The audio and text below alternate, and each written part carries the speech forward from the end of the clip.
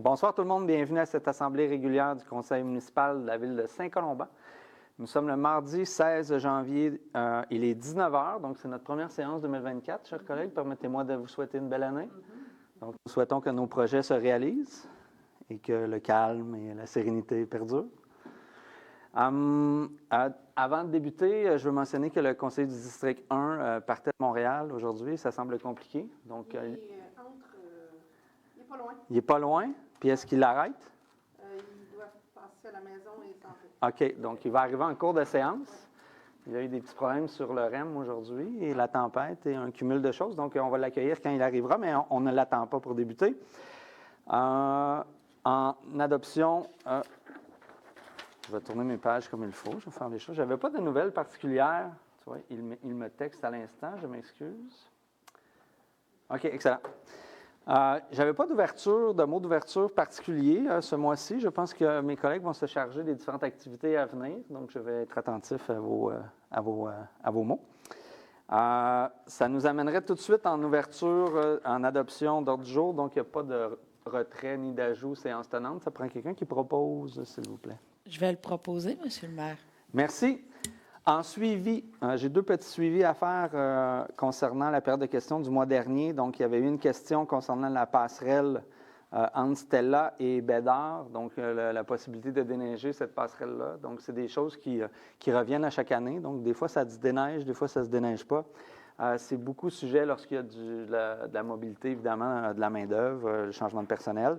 On en a conclu là, de regarder la possibilité de damer le sentier parce qu'on est quand même dans un quartier particulier où le sentier est assez mince. Donc, l'idée de retirer la neige, ce n'est pas une bonne idée. Ça serait trop coûteux pour l'impact que ça fait. Puis de la souffler, bien là, ça nous amènerait à les souffler chez les voisins. Donc, on va regarder davantage la possibilité de damer là, le sentier pour que les gens puissent l'emprunter sans nécessairement se perdre dans la neige. Autre suivi, on avait eu un petit groupe qui venait d'une portion de la rue du domaine Fortier le mois dernier, qui demandait, suivant une nouvelle directive de la ville de Saint-Colomban, de revoir finalement la possibilité de déneiger donc, la rue. Donc, ils ont un sursis cette année, mais l'an prochain, clairement, là, dans le contexte dans lequel ils se trouvent, donc il n'y a pas de rue, donc ce n'est pas un cadastre de rue, donc c'est l'équivalent d'une entrée privée qui est partagé par 4 cadastres, donc 4 propriétés différentes. Donc, dans un cas comme ça, si on continue à déneiger là, nous, on n'est pas à l'aise avec le précédent que ça crée parce que ça voudrait dire qu'on s'engage à déneiger des entrées privées un peu partout sur le territoire. Puis évidemment, ça a des conséquences importantes. Donc, on va les rencontrer, puis on va les inviter à réfléchir à une solution d'ordre privé. On pense qu'à 4, là, ça ne devrait pas être plus cher que de déneiger une entrée privée lorsqu'on fait affaire à un contracteur de déneigement. Donc, c'était le suivi. Ça nous amène à la période d'intervention des élus. Madame Wilson, est-ce que vous prenez parole ce soir? Oui, j'ai confirmation que oui. Bonjour, bonne année tout le monde. Je pense que c'est dans les derniers moments qu'on va pouvoir dire bonne année aux gens. On arrive mi-janvier. Hein? Moi, je voulais vous parler du Groove Patin qui se produira à Lorée-des-Bois cette année, en espérant qu'il ne fasse pas moins 31, comme la dernière fois. Donc, on a dû annuler parce qu'il faisait trop froid. Mais Groove Patin qui se produira cette année le 9 février de 6 à 9 à peu près. Habituellement, c'est des heures qu'on privilégie pour que les enfants puissent être là, puis que les grands ados puissent être là sans que les enfants y soient aussi. Au sentier glacé de Lorée-des-Bois. Patiner dans une ambiance festive, avec musique, avec jeu d'éclairage, avec la ville qui sera là aussi. Venez vous amuser en famille, entre amis.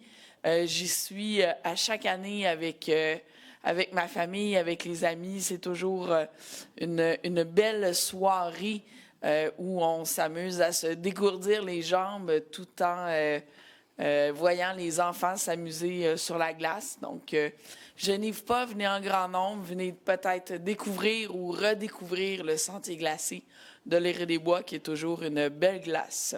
Merci. Merci, Mme Wilson. Mme Darèche? Oui, non, en fait, j'ai pas de quoi dire comme tel, mais par contre, j'aimerais en profiter de mon moment pour vous souhaiter une bonne année à tous et à toutes. Je vous souhaite évidemment la santé, la paix, le bonheur et tout ce que vous désirez à vous et les vôtres pour l'année à venir. Merci. Merci. Madame Mercier? Oui, bonsoir à tous. Donc, préparez-vous pour le plus gros party de l'hiver qui aura lieu au Golf Capri. C'est la fête hivernale pour le samedi 27 janvier de 10h à 15h. Donc, apportez votre équipement pour pratiquer votre sport préféré, randonnée, ski de fond, raquettes, fat bike et glissade. Puis, il y a le Technical Skateboard qui offrira une activité de snow skate. Donc, vous pourrez boire le chocolat chaud et vous réchauffer sur le bord du feu. Puis aussi, pour rester à l'affût de l'ouverture et la fermeture des sites hivernaux. Donc, je vous parle des patinoires, des glissades. Donc, gardez le lien tout près de vous, le https://saintcolomban.qc.ca, conditions des sites hivernaux. Donc, je vous fais un petit topo. Présentement, les 4 patinoires avec bandes sont accessibles. La Rochelle, Félan, Orée-des-Bois et au Bois-Dormant. Ce qui demeure fermé, l'anneau de glace La Rochelle, le sentier glacé Orée-des-Bois. Puis pour ce qui est des sentiers du Golfe Capri, ils demeurent fermés pour l'instant, mais d'ici 3-4 jours, ils vont ouvrir. Il va y avoir suffisamment de neige pour pratiquer marche, raquette, ski de fond, fat bike. Puis il y a quand même présentement les glissades du Golfe Capri qui sont accessibles en ce moment. Merci. Merci, Mme Mercier. On s'en va tout de suite à Mme Raby-Beaulieu. Oui, alors on revient à peine de vacances et on parle des prochaines vacances. Donc, je vous parle du camp de la relâche. Donc, le camp de la relâche qui aura lieu au Centre récréatif et communautaire du 4 au 8 mars. Les inscriptions sont en cours et elles se terminent le 19 janvier 2024 à 16h. Donc, c'est important de bien noter la date. Et vous pouvez avoir plus d'informations et des inscriptions là, via le site Facebook du camp de jour, soit à c'est @15jours.ville.2.5.colomban. Voilà. Merci beaucoup. Merci. Madame Lapointe? Bonsoir. C'est bon. C'est ça que je voulais savoir, lequel venait en premier. Alors, bonsoir à tous. Bonne année aussi. Mes meilleurs vœux santé à tous et beaucoup de plaisir. Alors, Loisirs Laurentides organise le défi Château de neige entre le 8 janvier et le 12 mars. Ça tombe bien, de la neige, on en a eu beaucoup. Alors, c'est le temps d'aller vous amuser dehors. Alors, de nombreux prix seront attribués au hasard parmi ceux et celles qui auront inscrit leur château de neige entre le 8 janvier et le 12 mars. Il suffit de construire votre château, de le prendre en photo et de vous inscrire à l'adresse qui apparaît, non, qui n'apparaît pas. Oui, défichâteaudeneige.ca. Alors, une belle excuse pour sortir en famille, s'amuser avec les enfants ou sans enfants, tout simplement un beau vendredi soir sur le party. C'est vrai que c'est le fun entre adultes de faire un château de neige. Des proportions différentes. Oui, c'est pas le même fun. Alors, autre point, je vous en fais la lecture, je ne l'ai pas appris par cœur, mais c'est concernant une troupe de théâtre. Donc, votre ado âgé entre 12 et 18 ans est passionné de théâtre, de musique et ou de danse. Et elle aimerait vivre l'expérience de monter un spectacle de A à Z avec des profs chevronnés pour ensuite le présenter sur scène à la salle André Prévost, qui est à la Polyvalente. En mai prochain. Alors, sous le thème « Quelques minutes avant la fin du monde », les jeunes impliqués pourront monter un spectacle entièrement à leur image. Ce serait quoi pour eux leur fin du monde? C'est entièrement gratuit. Les pratiques auront lieu une fois par semaine à partir de la mi-janvier. Et alors, pour plus d'informations ou pour inscrire votre ado avec son accord, bien sûr, c'est toujours plus agréable un ado qui est participatif. Vous pouvez envoyer un courriel à biblio@commercial-saintcolomban.qc.ca ou appeler à la bibliothèque au numéro de la ville 450-436-1453 au poste 6301. Sur ce, bonne soirée. Merci beaucoup, Mme Lapointe. Ça nous amène au point 2.1.3. Mais avant d'aller plus loin, j'ai peur d'oublier. J'aimerais souligner que Mme Mercier va fêter son anniversaire demain. Donc, je vous souhaite un très beau 25e anniversaire de naissance. 2.1.3, période d'intervention du public relativement au sujet de l'ordre du jour. Donc, si vous avez des questions concernant l'ordre du jour ce soir, vous avez le privilège de poser une question avant la tenue de vote. Le but, c'est d'influencer les membres du conseil, évidemment, avant qu'on prenne nos décisions. Il y a toujours une période de questions à la fin de la séance pour tout ordre, tout sujet d'intérêt public, donc qui va au-delà de l'ordre du jour. Est-ce qu'il y a des questions?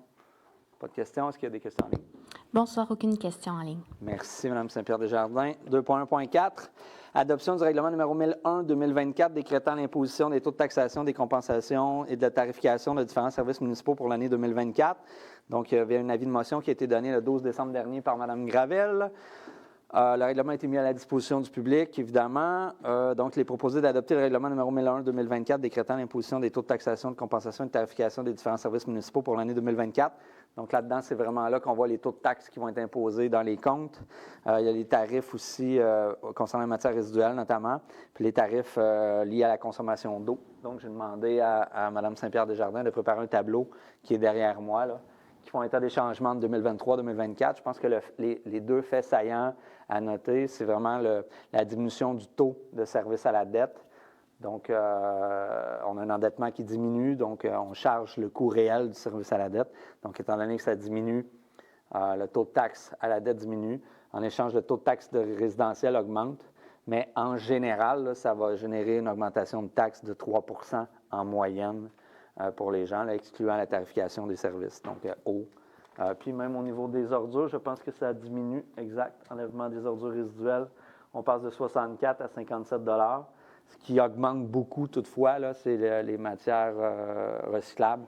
Puis ça, on est vraiment impuissant par rapport à ça. C'est vraiment tricentriste, donc l'organisme de gestion des matières, qui voit les coûts d'opération augmenter, principalement parce que le coût de la matière à la revente a énormément diminué depuis un an et demi. Donc, eux, ils transfèrent évidemment ce que ça coûte aux clients. Donc, ça touche la Ville de Saint-Colomban. C'est une augmentation de près de 100 000 $ en un an là, qu'il faut absorber. Ça prend quelqu'un qui propose, s'il vous plaît. Valérie Gravèche a proposé. Merci. 2.1.5. Adoption du règlement numéro 1002-2024 portant sur la tarification de l'ensemble des services municipaux 2024. Même chose, l'avis de motion avait été donné par Mme Gravel en décembre dernier. Le règlement a été mis à la disposition du public. Donc, il est proposé d'adopter le règlement numéro 1002 portant sur la tarification de l'ensemble des services municipaux. Donc, Mme Saint-Pierre-Desjardins, est-ce que vous avez sorti quelques exemples? Non? Donc, c'est vraiment des modifications assez mineures, là. Il y a une indexation des coûts en fonction du coût de la vie là, pour quelques services, mais vraiment, l'an dernier, on avait fait un plus grand travail. Donc, tu sais, ce que vous allez voir là-dedans, là, c'est il y a beaucoup de... On vient abroger quelques éléments parce qu'on a changé la façon de travailler concernant comment on charge les outils promotionnels. Et voilà M. Urbain qui entre nous rejoindre. Donc, la façon dont on charge les outils promotionnels, autrefois, c'était dans le règlement de tarification, là, ça ne l'est plus. Donc, on se donne une marge de manœuvre pour être capable de s'ajuster en cours d'année. Donc, ça, c'est un des changements qui est fait, par exemple. Est-ce que quelqu'un propose? Valérie Gravèche a proposé. Merci. Donc, M. Urbain est fonctionnel à 19h15, exact. Merci beaucoup. Autorisation d'entreprendre les procédures relatives à la vente d'immeubles pour défaut de paiement de l'impôt foncier par la municipalité régionale de Comté de la Rivière-du-Nord. Donc, c'est une procédure régulière. On vient autoriser le maire ou en son absence la mairesse suppléante et la directrice générale ou la greffière ou la trésorière à entreprendre toutes les démarches nécessaires auprès de la municipalité régionale de Comté de la Rivière-du-Nord afin que celle-ci procède à la vente pour défaut de paiement de l'impôt foncier des immeubles inscrits sur cette liste. Et on autorise aussi Mme Chantal Ménard ou la trésorière afin de représenter les intérêts de la Ville lors de la vente pour taxe. Normalement, ça se tient le 2e ou 3e jeudi du mois de juin. 13-14, donc on est au 2e probablement. Donc, c'est tous ceux qui ne paient pas leurs taxes, mais ils ont le potentiel de voir leur propriété se retrouver à vente aux enchères. Ça arrive une fois par année. Est-ce que quelqu'un propose? Valérie Gravèche a proposé. Merci. 2.1.7, autorisation de poser la candidature de la Ville de Saint-Colomban dans le cadre du mérite ovation municipale. Donc, il est proposé d'autoriser la directrice générale ou toute autre personne mandatée par cette dernière à déposer la candidature de la Ville de Saint-Colomban dans le cadre du mérite ovation municipale de l'Union des municipalités du Québec. Donc, l'événement se tient en mai prochain à Montréal, au Centre des congrès, au Palais des congrès de Montréal. Donc, ce que je comprends, c'est une initiative qui est demandée de la part du Comité consultatif en environnement pour parler de tout le travail qui est fait à l'intérieur de l'écocentre. C'est bien cela? Entre autres, oui, on se garde quand même la porte ouverte si jamais il y a d'autres projets. Est-ce que quelqu'un propose? Jessica Rabi-Beaulieu, je le propose avec plaisir. Merci. 2.1.8, nomination et renouvellement de membres de divers comités de la Ville de Saint-Colomban. Donc, considérant que les membres désirent ne pas renouveler leur mandat au sein des comités suivants, on a M. Gaétan Demers, comité de l'agenda 21 local, M. Normand Beauséjour, comité consultatif sur la politique de la famille, des aînés et des personnes handicapées. Au comité consultatif culturel, il y a Mme Julie Beauchemin, M. Denis Baudet et M. Gaétan Demers. Considérant qu'il y a lieu de procéder au renouvellement du mandat et à la nomination de certains membres de divers comités, il est proposé de procéder aux nominations et renouvellement de mandat comme suit. Donc, je vais simplement nommer les mandats qui se terminent en 2026.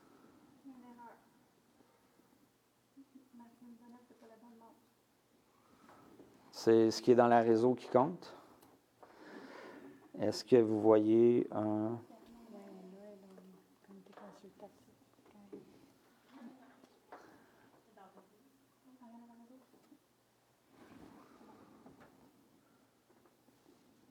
Elle est dans la réseau, c'est correct? Donc, M. Serge Pianic au comité consultatif d'urbanisme et M. Éric Miljour, leur fin de mandat prévue 15 janvier 2026. Au comité consultatif en environnement, M. Mathieu Bigras et Mélanie Lauzon, 15 janvier 2026. Comité de l'agenda 21 local, Nicolas Stival, Daniel Bastien, Linda Lamoureux pour des mandats qui se termineront 15 janvier 2026. Comité consultatif sur la politique de la famille, des aînés et des personnes handicapées, Mme Diane Coursol et Nicolas Vincent Wright, fin de mandat 15 janvier 2026. Comité consultatif culturel, tous des fins de mandat 15 janvier 2026 de M. Normand Beauséjour, Linda Rivet, Marilyn Bonnette, Ariane Gilbert et Joël Demé. Voilà. Est-ce que quelqu'un propose? Ayla Scriven, je vais le proposer. Merci, Mme Scriven. 2.1.9, renouvellement du mandat de la représentante du conseil municipal au sein du comité d'habitation à loyer modique HLM. Considérant qu'il y a lieu de renouveler le mandat de Mme la conseillère Isabelle Lapointe à titre de représentante du conseil, il est proposé de la nommer séance tenante comme représentante de la Ville de Saint-Colomban au sein du comité d'habitation et loyer modique. Est-ce que quelqu'un propose? Daniel Derèche, je propose. Merci, Mme Derèche. 2.1.10, modification de la résolution 275-10-2021 relative aux nominations à titre de maire suppléant. Donc, on vient faire un petit changement. Considérant que la résolution 275-10-2021, le conseil municipal a procédé aux nominations des membres du conseil municipal à titre de maire ou mairesse suppléante. Considérant qu'il y a lieu de modifier cette résolution afin de changer la durée de mandat des Madame les conseillères Sandra Mercier et Valérie Gravel à titre de mairesse suppléante, il est proposé de modifier la résolution 275-10-2021 afin que les mandats des conseillères suivantes à titre de mairesse suppléante soient déterminés comme suit. Donc, Mme Sandra Mercier du 5 octobre 2023 au 1er février 2024. Mme Valérie Gravel du 2 février 2024 au 4 octobre 2024. Mme Ayla Scriven du 5 octobre 2024 au 4 avril 2025. Et Mme Jessica Rabi-Beaulieu du 5 avril 2025 à la fin du mandat.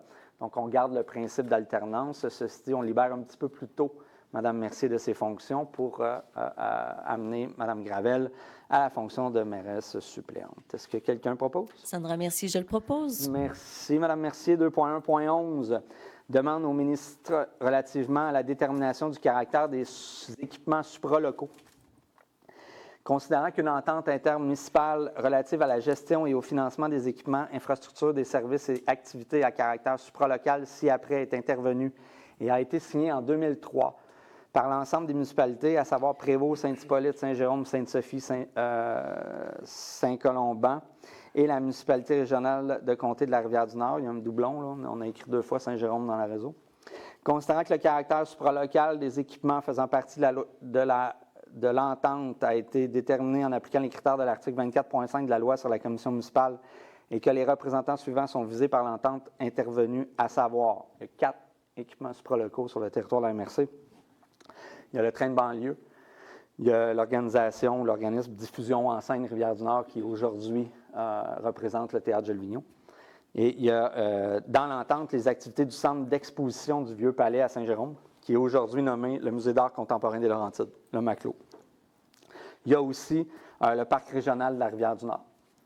Donc, considérant que depuis la signature de cette entente, les municipalités, de même que les organismes et activités visés par l'entente, ont évolué, considérant que la Ville de Saint-Colomban considère que plusieurs organismes et activités visés par l'entente ne rencontrent plus en date des présentes les critères requis afin que ces derniers puissent être considérés comme des organismes ou activités à caractère supralocal. Considérant que la Ville de Saint-Colomban désire revoir l'entente des supralocaux afin de déterminer que les équipements et activités rencontrent toujours en date des présentes les critères de qualification requis au statut de supralocaux. Considérant que l'entente actuelle prévoit une reconduction automatique de l'entente à moins d'un avis unanime donné par l'ensemble des municipalités de la MRC de la Rivière-du-Nord. Considérant que la Ville de Saint-Jérôme ne désire pas procéder à la réévaluation du caractère supralocal des équipements, il est proposé de demander à la ministre, et conformément à l'article 24.6 de la loi sur la commission municipale, de demander à la commission de faire une étude visant à déterminer notamment le caractère local ou supralocal des équipements visés par l'entente. Donc, je vais essayer de vulgariser ça. Suivant les fusions municipales qui sont arrivées en 2002, pour favoriser l'intégration, ça s'est passé un peu partout au Québec, mais ça a été particulier dans les Laurentides. Il y avait un modèle pour déterminer des supralocaux, donc des équipements supralocaux qui bénéficiaient à plus d'une ville, puis qui bénéficiaient à la population d'une MRC entière. C'est un modèle qui a été un petit peu plus populaire au début des années 2000, comme j'ai dit, suivant la fusion, mais qui n'a pas été emprunté partout au Québec. Il y a beaucoup de villes qui ont signé des ententes, donc des contrats de partage de services. Puis à l'époque, la MRC Rivière-du-Nord a signé une entente là, qui déterminait des supralocaux, suivant une négociation quand même qui a été longue avec les différentes municipalités et la Commission municipale du Québec. Ceci dit, comme vous avez entendu, cette entente-là date depuis 2003, donc il s'est passé 20 ans depuis cette entente-là. Puis le renouvellement automatique fait que souvent, il y a des anachronismes qui se créent. J'ai mentionné tantôt Diffusion en scène est aujourd'hui propriétaire d'un bâtiment qui est le Théâtre Jules Vigneault. Vous avez vu par ma lecture que le nom d'un des organismes a changé. Donc, je pense qu'il est temps de revoir un peu les caractères de cette entente-là. Il faut le dire, là, cette entente-là, elle repose sur 2 pages, donc qui a été signée, puis c'est assez simple, c'est trop simple comme entente. Donc, quand une entente est trop simple, c'est sujet beaucoup à interprétation parce qu'elle ne vient pas détailler suffisamment de choses. Donc, on considère que c'est pertinent de revoir ça maintenant pour établir vraiment les critères qui permettent de déterminer qu'est-ce qu'un supralocal. Puis si ça vient libérer la ville de d'autres choses, bien, probablement qu'il y a de la place pour réfléchir à des nouveaux équipements supralocaux. Donc, c'est en ce sens-là qu'on veut faire la demande à la CMQ. Est-ce que quelqu'un propose? Daniel Doré, je propose. Merci, Mme Dorèche. 2.1.12, permission ministérielle, concours d'architecture pluridisciplinaire, nouvelle bibliothèque municipale de la Ville de Saint-Colomban. Donc, considérant que la Ville de Saint-Colomban souhaite construire une nouvelle bibliothèque, et même le mot bibliothèque, je ne suis pas nécessairement d'accord avec cette interprétation-là, mais pour le bénéfice de la réseau, on va le garder. Et qu'elle demande à la ministre des Affaires municipales et de l'Habitation l'autorisation de procéder par voie de concours d'architecture pluridisciplinaire, tout conformément à l'article 573.3.1 de la loi sur les cités et villes. Considérant que la Ville de Saint-Colomban demande à la ministre des Affaires municipales et de l'Habitation la permission d'octroyer le contrat après la tenue d'un concours d'architecture pluridisciplinaire au lauréat de ce concours, le tout conformément à l'article 573.3.1 de la loi sur les cités et villes. Considérant que la Ville souhaite autoriser la tenue du concours d'architecture pluridisciplinaire pour la construction de la nouvelle bibliothèque municipale, considérant qu'il y a lieu à cette fin d'autoriser les crédits requis par la tenue du concours et d'approuver le règlement du concours d'architecture pluridisciplinaire pour la construction de la nouvelle bibliothèque municipale et la convention de service professionnel des finalistes, préparée et rédigée par Mme Michèle Descaries, architecte.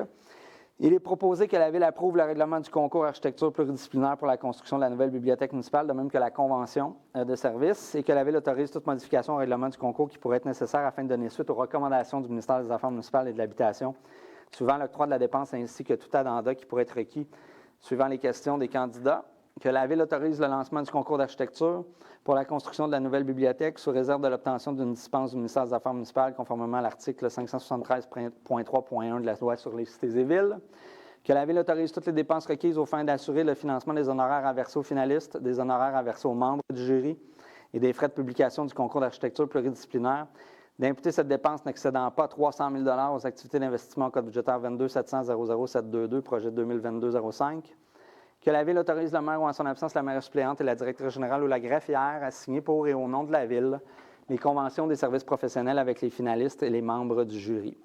Donc, ce qui est important de savoir là-dedans, c'est l'exigence d'aller en concours répond à un projet de plus de 5 millions qui bénéficie d'une subvention du ministère de la Culture et des Communications. Quand on a un projet de plus de 5 millions qui est sujet à une subvention, on nous impose d'aller en concours. Ça fait notre affaire. Ceci dit, c'est un principe d'octroi de contrat qui n'est pas reconnu dans le milieu municipal au niveau du ministère.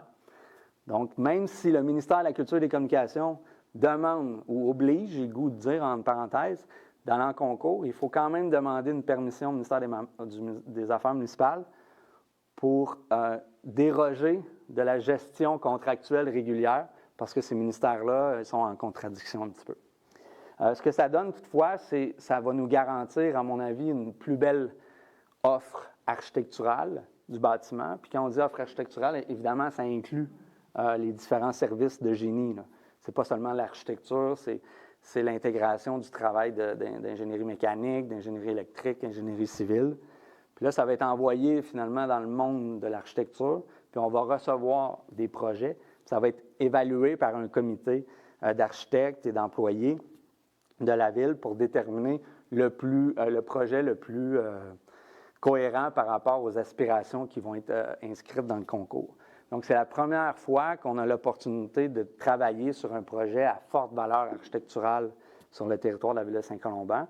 Puis, je trouve ça intéressant parce que ça va être un lieu d'appropriation, de diffusion de savoir. On dit que c'est une bibliothèque, mais c'est surtout un lieu qui va nous permettre de partager des nouvelles technologies, des nouvelles compétences, puis des nouveaux savoirs. Donc, ce n'est pas une bibliothèque classique. C'est, par exemple, il va y avoir la création d'un studio d'enregistrement de musique, un studio de podcast, du studio de montage. On veut avoir des imprimantes 3D. Donc, on veut rendre à la disposition de la population des technologies qu'évidemment, on ne peut pas avoir à la pièce, à la maison. C'est comme ça qu'on veut travailler. Puis on veut que ce bâtiment-là aussi ait, à mon avis, une influence moderne puis une intégration environnementale recherchée. Donc, c'est là qu'on va. Puis quand on fonctionne dans un cadre de concours, bien évidemment, il faut remettre des prix.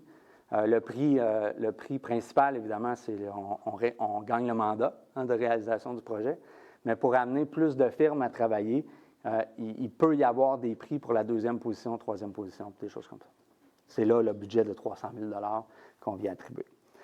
Est-ce que quelqu'un propose? Jessica Ravier-Beaulieu, je vous le propose. Merci beaucoup. 2.2.1, approbation et adoption des procès-verbaux des séances tenues en décembre 2023. Donc, on a eu deux séances. Il y a eu la séance ordinaire du 12 décembre 2023 et il y a eu l'extraordinaire qui concernait le budget le même soir. Est-ce que quelqu'un propose? Valérie Gravèche a proposé. Merci. 2.3.1, dépôt du rapport des dépenses et des paiements autorisés pour la période du 1er au 31 décembre 2023. Ça représente un montant de 548 625,39 $ en référence aux chèques 37 213 et 37 276. C'est un dépôt. 2.3.2, approbation de la liste des comptes à payer et autorisation de paiement. Ceci, ça représente un montant de 676 416,76 $, référence au chèque 37 313 à 37 449. Et on propose d'autoriser la trésorière ou en son absence la trésorière adjointe à en effectuer les paiements. Est-ce que quelqu'un propose? Valérie Gravèche a proposé. Merci. Là, on rentre dans les règlements d'avis de motion concernant des travaux routiers à venir. Sont construits à peu près tous de la même façon. Le message d'entrée de jeu, c'est qu'il n'y a pas un projet là-dedans qui ne se fera pas sans subvention. Donc, ils ont été déposés dans le cadre du PAVL il y a peut-être décembre ou novembre. Donc, on est en attente. L'année passée, on avait eu la confirmation des subventions le 18 janvier 2023. Ce qu'on a fait, avant que je décline les règlements, ce qu'on a fait, c'est qu'on a pris tous les travaux routiers que nous, on envisage faire dans les prochaines années. On le sait toutefois que l'enveloppe qui accompagne le programme d'aide à la voirie locale qui découle du ministère des Transports du Québec, on a une opportunité actuellement, parce qu'il n'y a pas beaucoup d'MRC qui ont terminé leur PIIRL. Donc, il y a une enveloppe budgétaire disponible pour peu de joueurs qui ont atteint les critères actuellement. Nous, on a fait partie de la première MRC qui s'est classée. Donc, il y a une enveloppe budgétaire qui est disponible. Là, on veut accélérer le rythme. Donc, on a déposé tous les projets on sait qui se classent parce qu'il faut que ce soit des routes qui ont été cotées, une ou deux, qui autrefois appartenaient au ministère des Transports du Québec. Pour nous, là, c'est beaucoup nos routes principales, évidemment. Donc, ce qu'on a fait, c'est qu'on a déposé tous les projets, puis là, on se prépare à financer ces projets-là. Mais si, par exemple, quand on va recevoir l'accord ou non du financement du MTQ, bien, pour les projets qui auront été acceptés, on va aller de l'avant. Puis ceux qui n'auront pas été acceptés, on ne fera juste pas donner suite au règlement. Mais on s'attend à recevoir ça fin janvier. Donc, vous allez voir, c'est quand même des bons montants. Là. C'est des emprunts de 12 millions. Puis, si on l'a, souvent, ça peut être subventionné à 70-80 Fait qu'il ne faut pas manquer cette opportunité-là. Donc, on commence. 2.3.3. Avis de motion et dépôt de projet de règlement numéro 2039 décrétant des travaux de réfection des infrastructures routières et pavage de la Côte-Saint-Nicolas entre la Côte-Saint-Paul et la rue de la Villa et autorisant un emprunt d'1 155 000 nécessaire à cette fin. Tous les emprunts qu'on propose pour ces travaux-là là, sont ventilés sur une période de 20 ans. Donc, dans le règlement, on vient le spécifier. Ce qui est important de savoir, comme je l'ai dit, c'est subventions. Puis ça concerne beaucoup, dans ce cas-ci, là, c'est des travaux de voirie et de drainage. Donc, c'est entre Villa et Saint-Paul par Saint-Nicolas. Je connais des gens dans votre secteur qui vont être très heureux d'apprendre ça. Puis ce que je n'ai pas dit aussi, c'est que nous, là, ces travaux-là, ils sont classés en ordre d'urgence. Donc, la liste là, que je vous nomme, là, dans la dégradation des infrastructures routières, là, par exemple, Saint-Nicolas, ils sont classés plus urgents que le dernier. Je pense que c'est Montée-Brisebois dans le cas qui nous concerne. Donc, elle est comme classée jaune. Donc, on le sait qu'elle est à faire, mais elle pourrait se faire plus tard. Mais on ne veut pas attendre parce qu'on le sait qu'on a une enveloppe budgétaire qui peut être plus facilement disponible maintenant. Donc, ça prend quelqu'un qui donne l'avis de motion dans ce cas-ci. Merci, Mme Wilson. 2.3.4, avis de motion et dépôt de projet de règlement numéro 2040, décrétant des travaux de réfection des infrastructures routières et pavage de la Côte-Saint-Nicolas, de la rue Aumaire à la limite de la ville et autorisant un emprunt de 825 000 nécessaire à cette fin. Donc, c'est presque entier, c'est 50 de la voirie et de l'aménagement. Donc, c'était un cas particulier ici. Normalement, c'est de la voirie ou du drainage. Là, on est beaucoup dans l'aménagement parce qu'on a quand même des travaux importants à faire. Est-ce que quelqu'un donne l'avis de motion? Daniel Dorèche, je vais vous la donner. Merci, Mme Dorèche. 2.3.5, avis de motion et dépôt de projet de règlement numéro 2041, décrétant des travaux de réfection des infrastructures routières et pavage de la Montée-Filion et autorisant un emprunt d'1 800 000 nécessaire à cette fin. Donc, on est presque exclusivement en dépenses de voirie ici. Est-ce que quelqu'un donne l'avis de motion, s'il vous plaît? Je vais le faire, M. le maire, Christian Wilson. Merci, Mme Wilson. 2.3.6, avis de motion et dépôt de projet de règlement numéro 2042, décrétant des travaux de réfection des infrastructures routières et pavage de la Montée de l'Église, de la Côte-Saint-Paul à la limite nord de la ville, donc jusqu'à Mélile, et autorisant un emprunt de 5 825 000 nécessaire à cette fin. Donc, c'est beaucoup de travaux de voirie et beaucoup de travaux de drainage. Est-ce qu'il y a quelqu'un qui donne l'avis de motion? Je vais vous le donner, Étienne Urbain. Merci, M. Urbain. 2.3.7, avis de motion et dépôt de projet de règlement numéro 2043, décrétant des travaux de réfection des infrastructures routières et pavage de la Montée-Brisebois et autorisant un emprunt de 5 225 000 nécessaire à cette fin. Donc, on est pour des travaux de voirie ici à 825 000, pardon, si j'ai fait une erreur. Donc, ça concerne des travaux de voirie à peu près à 95 du règlement. Non, je suis peut-être pas à bonne. Ah, je n'étais pas à bonne place, je suis désolée. OK, 5 225 000. Est-ce que quelqu'un donne Je vais vous le donner, M. le maire. Merci, Mme Lapointe. Donc, comme on l'avait dit préalablement, là, on se concentre énormément dans les prochaines années sur nos artères principales. C'est celles qui subissent le plus de pression de la part de la circulation, évidemment. Donc, on a un rattrapage quand même important à faire. 2.4.1, dépôt du rapport des ressources humaines pour la période du 30 novembre 2023 au 8 janvier 2024. Mme Scriven.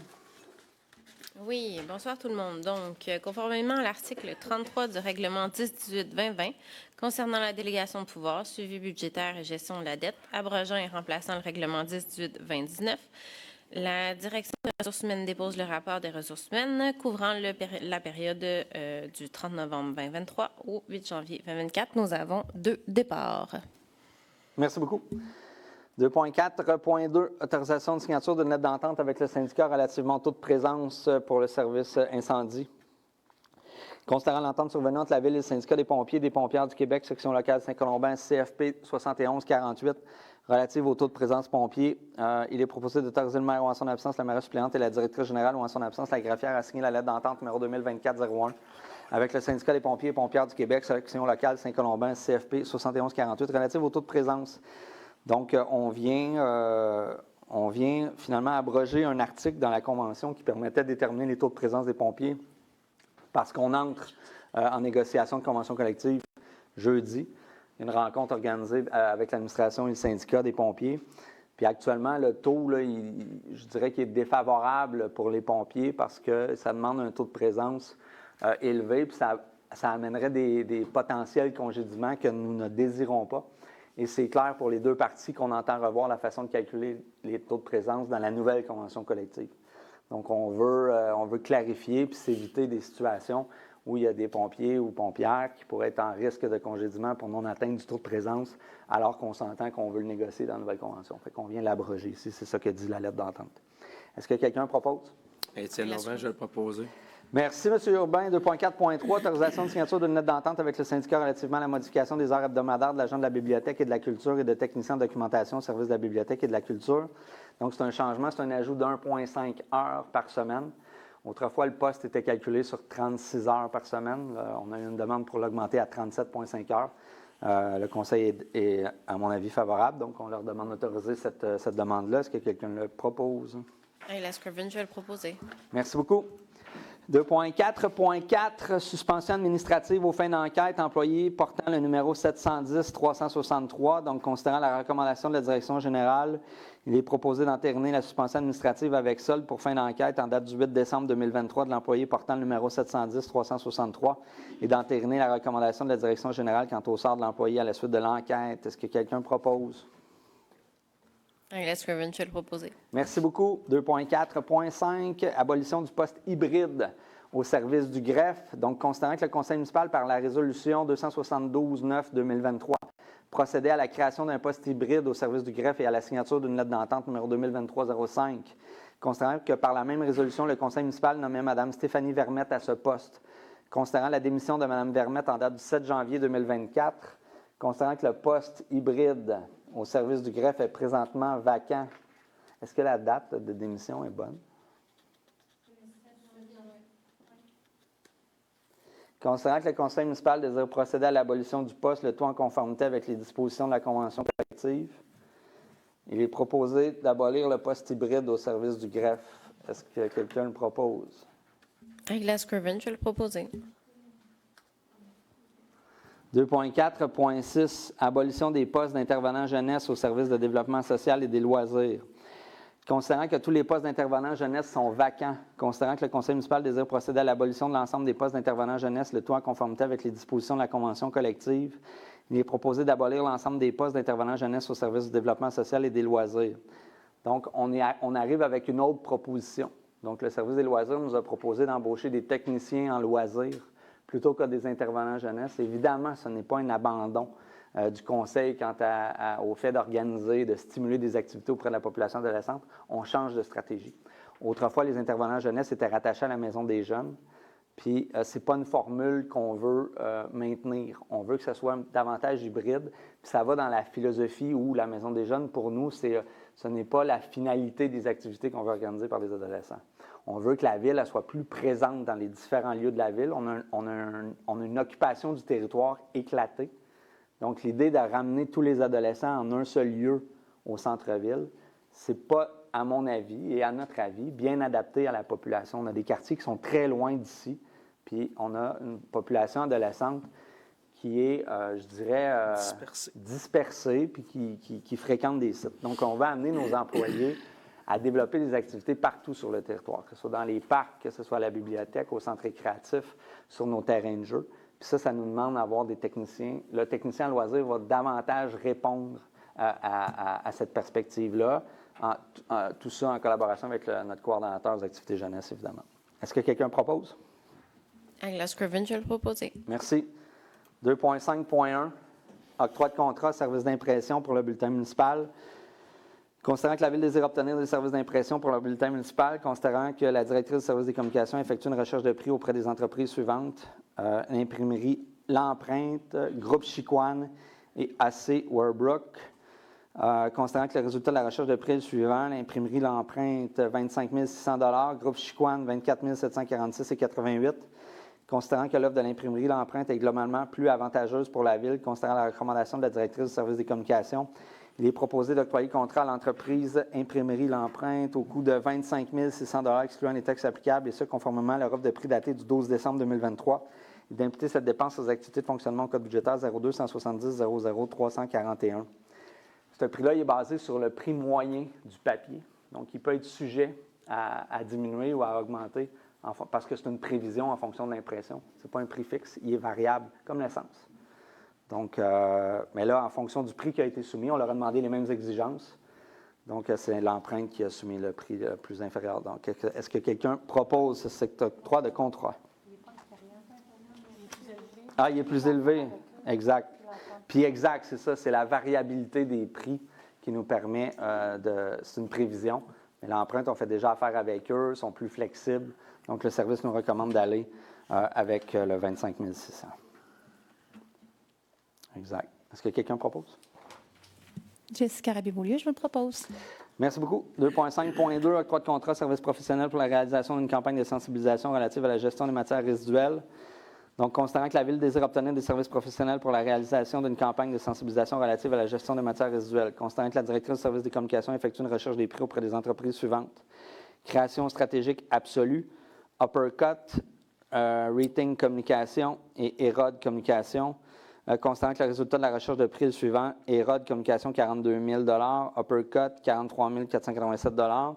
Considérant que l'offre de l'entreprise Uppercut est plus avantageuse pour la Ville, considérant la recommandation de la directrice du service des communications, il est proposé d'octroyer contrat à l'entreprise Uppercut au coût de 43 487 $, excluant les taxes applicables, et ce, conformément à leur offre de prix datée du 9 janvier 2024, et d'imputer cette dépense aux activités de fonctionnement, le fonds vert, au code budgétaire 02 170 03 340. Donc, le nerf de la guerre là, dans ce document-là, finalement, c'est de sensibiliser les personnes à envoyer leur matière, soit dans les bons bacs ou dans les bons endroits. On a quand même un bon travail de sensibilisation à faire sur le territoire. Il y a beaucoup trop de matière qui servent à l'enfouissement alors qu'elle pourrait être redirigée ailleurs. Puis on a des objectifs à atteindre qui nous sont imposés par le gouvernement, donc on va prendre tous les moyens pour y arriver. Puis on souhaite que ça génère évidemment des économies, une meilleure efficience, une meilleure efficacité, envoyer les bonnes matières au bon lieu. Ça génère des économies. Par exemple, si on augmente notre pourcentage de recyclage, on augmente les redevances qu'on peut recevoir du gouvernement, alors qu'on n'en reçoit pas si on envoie ça à l'enfouissement. C'est un exemple. Donc, est-ce que quelqu'un propose? Sandra, merci. Je le propose avec plaisir. Merci beaucoup. 3.1. Dépôt du rapport annuel 2023 des permis de services d'aménagement, environnement et urbanisme. Donc, il y a un tableau qui est projeté derrière moi. Il est un peu flou, mais les résultats demeurent le même. Vous allez constater qu'il y a une diminution d'émissions de permis de construction neuve pour le premier 6 mois de l'année 2023 si on compare à 2022. À partir de juillet 2023, c'est comme s'il y avait une stabilisation puis un certain retour à une croissance pour la fin de l'année. Donc, on va voir ce qui va se passer, évidemment, en 2024. Il y a beaucoup de projets actuellement qui sont en réalisation. Donc, nous, on n'entrevoit pas qu'il y ait une baisse. Évidemment, on est très, très, très victime des variations du marché économique puis du contexte économique. Les maisons ici se vendent cher, se construisent cher. Donc, ça semblait générer une diminution de construction des maisons neuves. Là, on est passé de 93 à 75, donc de 2022 à 2023. Même chose pour les unités de logement, de 132 à 103. Mais, en termes de rénovation, on a une augmentation. Puis en termes d'émissions de permis, si on prend la globalité d'émissions de permis, on a quand même une petite variation là, de 140, 150 sur l'année. Donc ça inclut les permis pour les bâtiments accessoires, les permis généraux, abattage d'arbres, rénovation, agrandissement, démolition. Donc en général, le service demeure occupé malgré la diminution d'émissions de permis de construction neuve. 3.2, dépôt du procès-verbal du comité consultatif d'environnement du mois de décembre 2023. Donc c'est un dépôt. Est-ce que Mme Mercier avait quelque chose de particulier à noter? Allez-y. Oui, c'est ça, je pourrais dire quelques petits mots. Donc, la dernière séance, on a fait le résumé des actions qui ont été réalisées dans les dernières années avec les nouveaux membres qui sont au CCE. Puis, lors des prochaines séances, on va regarder pour les actions qui vont être à réaliser pour les années qui viennent. Donc, puis aussi, le CCE, qui est le Comité consultatif en environnement, veut chapeauter aussi cette année la corvée de nettoyage qui aura lieu dimanche le 5 mai 2024. Merci. Merci beaucoup. Ça nous amène au point 3.3. Dépôt du procès-verbal du Comité consultatif d'urbanisme du mois de décembre 2023. Donc, c'est un dépôt. Les points qui étaient à l'intérieur de cette rencontre-là vont être présentés suivant ma parole. Donc, 3.4, plan projet de construction conformément au règlement numéro 608 concernant les plans d'implantation et d'intégration architecturale. Madame Dorèche. Oui, merci beaucoup. Alors, c'est une demande de plan d'implantation au sujet des 2 terrains qui sont situés ici en haut, au coin de Côte-Saint-Paul et la montée de l'église. Alors, ça va comme suit. Le plan de projet de construction conformément au règlement numéro 608 concernant les plans d'implantation et d'intégration architecturale. Considérant la demande de permis des lotissements sur le territoire de la ville concernant les lots numéros 1 669 872 et le numéro 4 911 947 du cadastre du Québec, situé au 441 Côte-Saint-Paul et de la montée de l'église. Est-ce qu'on a les deux? Ouais. Oui, OK. Parfait.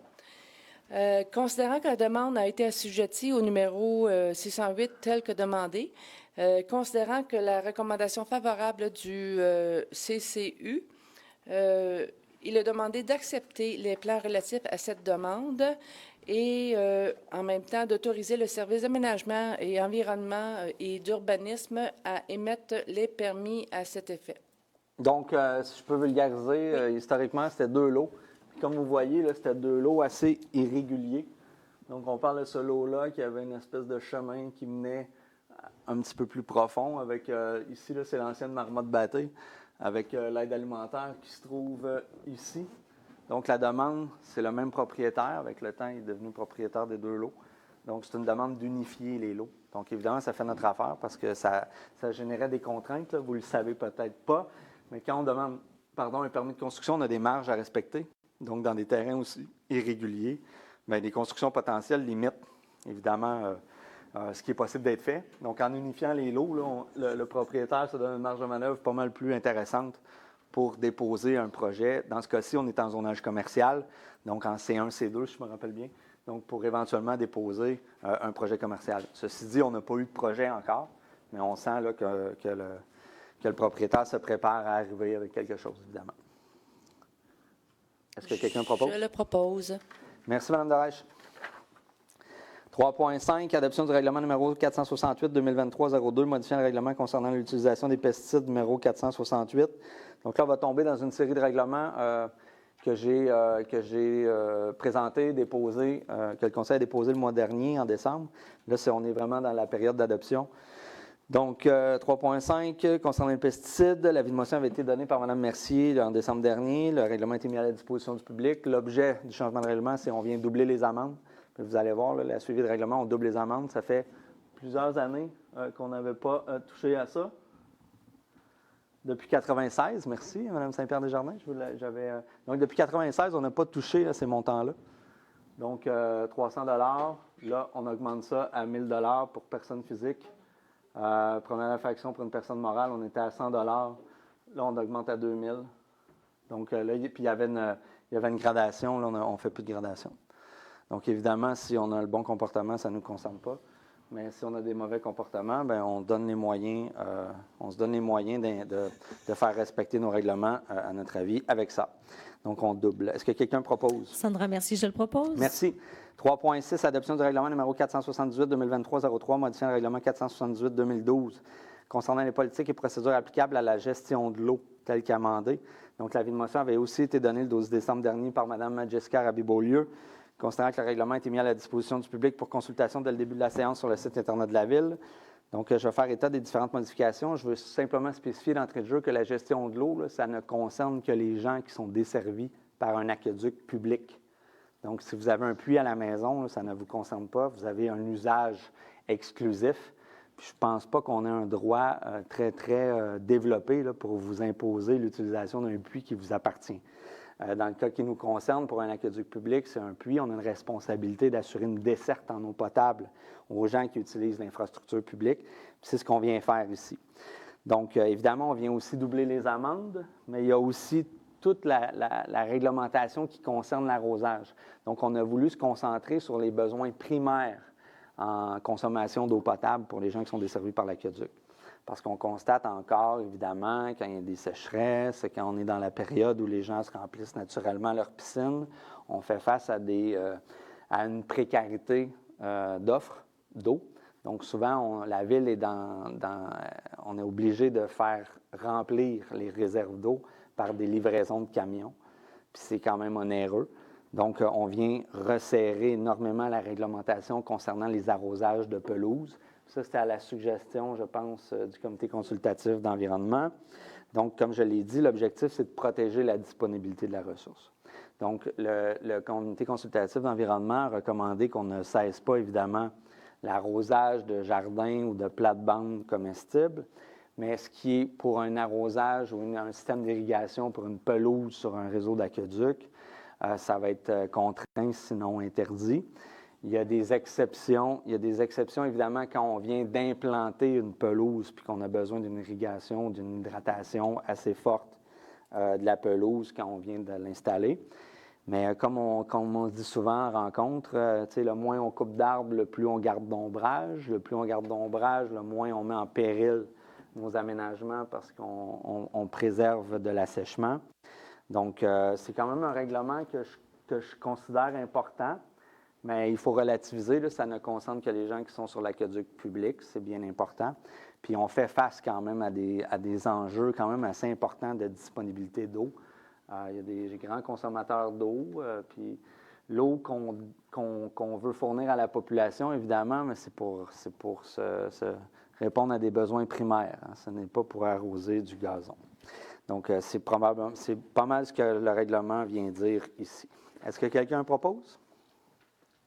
Jessica Raby-Beaulieu, je le propose. Merci beaucoup. 3.7, adoption du règlement numéro 600-2023-15, modifiant le règlement de lotissement numéro 600 tel qu'amendé. Donc, considérant que l'avis de motion avait été donné le 12 décembre par Mme Derèche, qu'il y avait eu l'adoption du premier projet de règlement le 12 décembre, il y a eu une assemblée publique, une consultation de l'assemblée publique un petit peu plus tôt aujourd'hui, à 17 h. Considérant que le règlement a été mis à la disposition du public dès le début de la séance et sur le site Internet, il est proposé d'adopter le règlement numéro 600-2023-15. Même chose, les amendes ont été doublées. Donc, vous voyez, là, les montants n'avaient pas été revus depuis 2009. Donc, on vient changer les montants. Et il y a aussi un autre élément, là, on vient spécifier l'interprétation concernant le calcul des frais de parc. Donc, c'est un suivi de jurisprudence. On vient adapter un peu la compréhension de comment on venait, quand et comment on venait calculer les frais de parc quand un projet de lotissement est déposé. Est-ce que quelqu'un propose? Valérie Gravèche a proposé. Merci. 3.8, adoption du règlement numéro 602-2023-6, modifiant le règlement de construction numéro 602 tel qu'amendé. Donc, il y a eu un avis de motion qui a été aussi donné en décembre dernier par Mme Gravel. Le premier projet a été adopté aussi en décembre. Il y a eu la consultation publique tantôt. Ça a été mis à la disposition du public. Donc, il est proposé d'adopter le règlement numéro 602-2023-6. Même chose, les amendes sont doublées. Donc, dans ce cas-ci, je pense qu'on passe de 500 à 1 000 $ par infraction pour une personne physique. Est-ce que quelqu'un propose? Valérie Gravèche a proposé. Merci. 3.9, adoption du règlement numéro 1011-2019-04, modifiant le règlement numéro 1011-2019, version 2, concernant la qualité de vie, abrogeant et remplaçant le règlement 1011 tel qu'amendé. Donc, l'avis de motion avait été donné par Mme Mercier en décembre. C'est disponible. Donc, il est proposé d'adopter le règlement numéro 1011-2019-04. 2 modifications. Je pense qu'à la demande du CCA, on est venu revoir la définition de la végétation nuisible. Donc, il y a une petite clarification dans la définition. Et il y a aussi les amendes qui sont doublées, donc pratiquement doublées, un petit peu plus. Donc, de 200 à 500 $. pour le règlement qualité de vie. Est-ce que quelqu'un propose? Puis, je n'ai pas vu la date. Ah, ça, c'était 2019. Daniel Deray, je vais proposer. Merci. 3.10. Adoption du règlement numéro 3001 2023-26, modifiant le règlement de zonage numéro 3001. Donc, même chose, l'avis de motion avait été donné par Mme Wilson en décembre dernier. Il y avait eu le premier projet de règlement aussi. Ça a fait l'objet d'une consultation un petit peu plus tôt. Donc, proposé d'adopter le règlement numéro 3001 2023-26, modifiant le règlement de zonage. Même principe. Donc, on vient doubler les amendes ici. Ça n'avait pas été revu depuis 2017. Est-ce que quelqu'un propose? Christelle Wilson, je vais le proposer. Merci. 3.11, adoption du règlement numéro 3005-2023-01, modifiant le règlement gestion des matières résiduelles numéro 3005. Donc, même chose, avis de motion donné par Mme Gravel. Donc, on vient doubler les amendes ici aussi. Voilà, amende minimum 200 $. Donc là, on passe à 1 000 $. Donc, on invite les gens à respecter les règlements, évidemment. Est-ce que quelqu'un propose? Valérie Gravèche a proposé. Merci. 3.12. Adoption du règlement numéro 3008-2023-01, modifiant le règlement relatif à la distribution des sacs d'emplettes. Donc, même chose, avis de motion donné par Mme Rabi-Beaulieu. On vient doubler les amendes. Est-ce que quelqu'un propose l'adoption? Douglas Griffin, je vais le proposer. Merci. Adoption du règlement numéro 3011-2023, modifiant le règlement relatif aux installations septiques numéro 3011. L'avis de motion avait été donné par Mme Rabi-Beaulieu en décembre. Même chose, on vient doubler les amendes. Voilà. Est-ce que quelqu'un propose?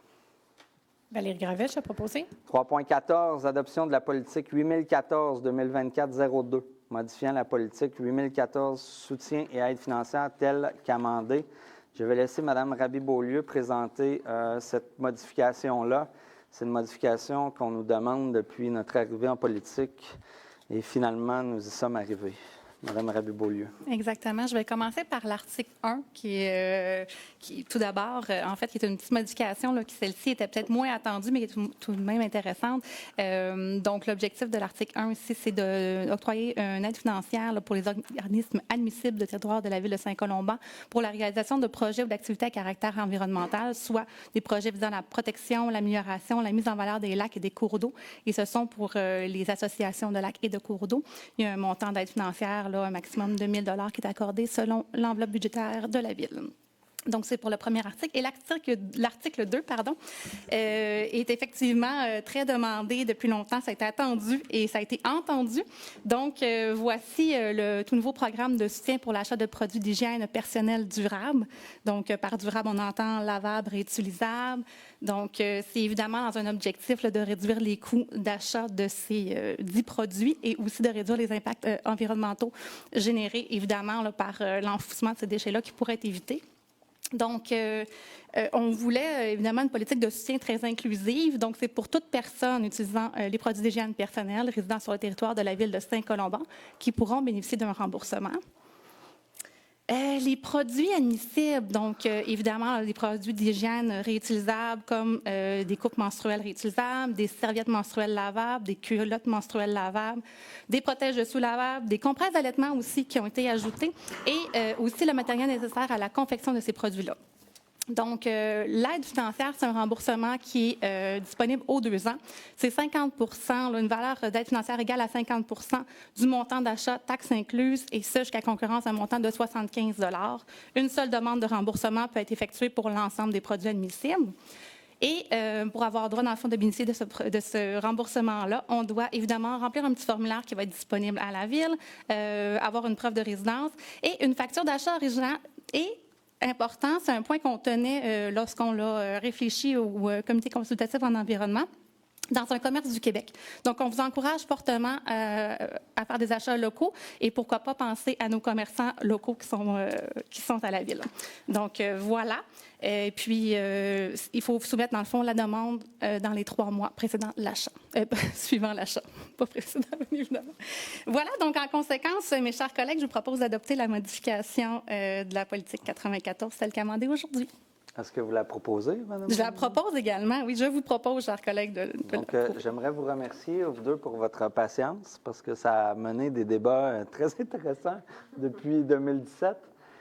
Puis je pense que c'est vraiment depuis qu'on a établi la création du Fonds vert. Puis derrière le Fonds vert, on veut s'en servir comme levier d'économie, levier d'investissement, puis en même temps faire bénéficier la communauté. Donc, ce programme-là entrait, à mon avis, dans toutes les cases, parce que ce qui est lavable, évidemment, est moins jetable. Donc, ça génère une économie en matière des matières enfouies, puis vous ne réalisez pas à quel point ça nous coûte quand même assez cher, l'enfouissement des matières. C'est assez onéreux, puis de poser des gestes pour diminuer le tonnage annuel, là, c'est des économies directes dans les cas de la ville. Donc, il y a ça. Puis en même temps, le fonds vert, évidemment, c'est un levier pour amener des nouveaux comportements dans l'environnement. Donc, vous aviez maintenant le champ libre pour réaliser vos objectifs. Et il faut le dire, là, il n'y a pas une année, il n'y a pas 6 mois qui passaient sans qu'on était dans des listes d'envoi ou on était ciblé dans des publications pour qu'on entre dans la parade, j'ai envie de dire. Donc, voilà, chose faite. 3.15. Session fin de parc, protocole d'entente PE 2020, DEM-01. Donc, considérant que la Ville désire municipaliser le parc dans le secteur du projet domiciliaire de la rue des Générations et qu'à cet effet, le désire s'emporter acquéreur, il est proposé de municipaliser le parc suivant. Donc, c'est le lot 6 532 812 de mandater un notaire afin de préparer tous les documents relativement à cet acte d'acquisition, d'autoriser le maire ou en son absence la mairesse suppléante et la directrice générale ou en son absence la greffière à signer tous les documents relatifs à cet effet. Il est entendu que tous les frais inhérents à cet acte d'acquisition par la Ville sont aux frais du titulaire du protocole d'entente. Donc, derrière moi, là, vous avez le plan. Pour vous situer, là, la rue des Générations, c'est la rue qui a été ouverte l'an dernier, parallèle à la ligne hydroélectrique Côte-Saint-Paul, Steve Zook. Donc, on a Côte-Saint-Paul qui est ici, donc Génération. Puis un petit peu plus loin, on a la rue de l'Accueil. Donc, c'est un très grand terrain qu'on vient chercher. Je ne vous cacherai pas, là, c'est le lieu ciblé pour la nouvelle école primaire à Saint-Colomban. Donc, c'est important de prendre ces décisions-là maintenant parce qu'avec les changements législatifs que le gouvernement a passés, si on n'a pas de terrain disponible, on a l'obligation de se porter acquéreur de terrain pour la construction d'écoles. Donc, si on ne le planifie pas à long terme, il faut aller l'acheter ou il faut aller l'exproprier à fort prix. Puis, il y a beaucoup de villes actuellement là, qui sont en précarité financière à cause de ça. Donc, nous, on planifie. Donc, ce qu'on acquiert en frais de parc, bien, on ne l'achète pas. C'est un don lié à des développements. Donc, puis je pense que l'école va arriver un petit peu plus vite que prévu. Là. J'ai passé la journée avec le directeur du centre de services scolaires. Il y a des enjeux. Puis il n'est pas exclu que ça arrive beaucoup plus vite que ce que nous pensions. Puis ça fait longtemps que nous, on a bien sûr partagé notre ouverture là, à ce que ça se fasse. Ça viendrait, c'est un projet qui est quand même intéressant. Là. Ça fait longtemps qu'on y réfléchit. La rue des Générations, il y a un sentier multifonctionnel qui est prévu. On travaille sur une piste cyclable sous la ligne hydroélectrique. Donc, ça vient desservir tout le projet du golfe Bonnybrook. Donc, les gens qui habitent dans ce secteur-là, rue Bédard, Sylvie, Séguin. Puis, il y a tout de l'accueil. Donc, ici, on a du puits, mais on peut avoir la Colombière, Artisan. Donc, la rue de l'accueil, je parlais de sentier multifonctionnel sur la rue des Générations. Mais la rue de l'accueil, si vous suivez, là, dans les mois passés, on est en expropriation, on a négocié l'acquisition de l'eau pour aller chercher vraiment un cadastre qui nous permet de lier les 3 sections de l'accueil pour que tout ça, ça s'attache ensemble, puis qu'on soit capable de générer des activités, du transport actif à l'intérieur de ce quartier-là pour qu'éventuellement on y ait accès à cette école-là, puis que les jeunes, comme à l'école Triolet, puissent accéder à l'école soit à pied ou en vélo. Donc, c'est vraiment là, dans le but d'arriver avec une école primaire ici. Puis là, évidemment, là, ça va demander une implantation un petit peu plus large, mais ça, il reste du travail à faire dans ce dossier-là. Mais ça, c'est un bon et grand geste là, qu'on vient poser pour l'avenir de tout ce secteur-là, tout le dynamisme avec l'arrivée d'une école primaire dans ce secteur-là. Est-ce que quelqu'un propose? Valérie Gravèche a proposé. Merci, Mme Gravel. 3.16, autorisation de signature d'un acte de servitude de réservoir incendie. Lot numéro 6 498 606. Considérant que la Ville, par sa résolution 253-08-2022, autorisait la signature du protocole d'entente numéro PE 2022 BEA 01 du développement domiciliaire de Demande-des-Faucons, phase 2. Considérant qu'il est nécessaire d'implanter un réservoir incendie, considérant qu'il est nécessaire d'obtenir une servitude, il est proposé d'autoriser le maire ou en son absence la mairesse suppléante et la directrice générale ou la greffière à signer tous les documents requis. Et il est convenu que tous les frais inhérents à cet acte de servitude sont à la charge du cédant, soit à la Société 92 91 578 Québec Incorporé. Donc, la servitude se fera sur le lot 6 498 606. Est-ce que quelqu'un propose? Étienne Aubin, je vais le proposer. Merci beaucoup. 3.17, libération partielle de la garantie financière du projet domiciliaire Quartier de la Rivière, phase 3 et 4, protocole d'entente PA 2020, IMO 03.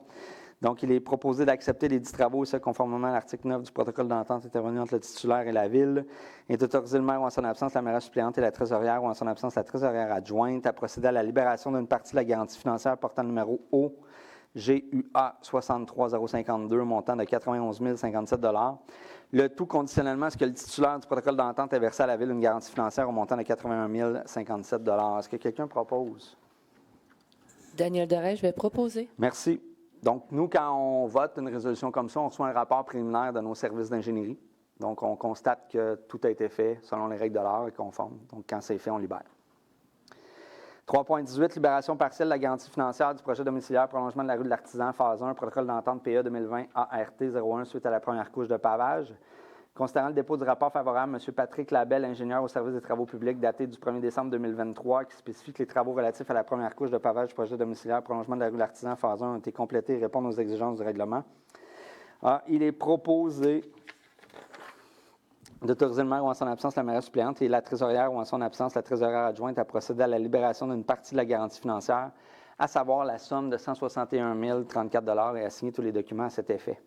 Est-ce que quelqu'un propose? Valérie Gravet, je vais proposer. Merci. 3.19, acceptation finale des projets, des travaux et libération totale de la garantie financière du projet domiciliaire Quartier de la Rivière, phase 3 et 4.